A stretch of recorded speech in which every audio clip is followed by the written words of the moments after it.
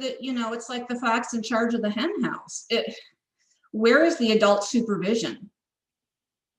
Putting 21-year-olds in charge of 20-year-olds and 19-year-olds, it's just not smart.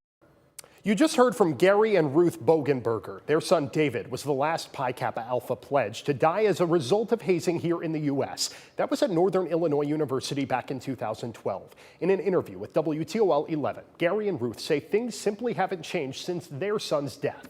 They explain that universities are more reactive than proactive, and that schools need to provide supervision and accountability for fraternities and sororities. We also asked the two if they had any advice for the parents of Stone Foltz. It's going to be rough. It's going to be very difficult. They will think about it. I think about it several times a day. I can't get by a day without thinking of my son. It still hasn't struck me that there are supposed to be good feelings that I'm supposed to remember. All I remember is the absence and the loss.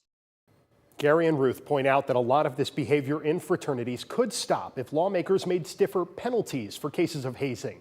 In the case involving their son, nearly 24 fraternity members were found guilty of misdemeanors. Now, this is not the first hazing incident or issue involving BGSU fraternities. Back in 2008, members of Kappa Alpha Psi hit pledges during a recruiting event. 2 students were charged with misdemeanor criminal charges. In 2017, members of Phi Kappa Psi were suspended through the 2020 fall semester after hazing issues at a date party.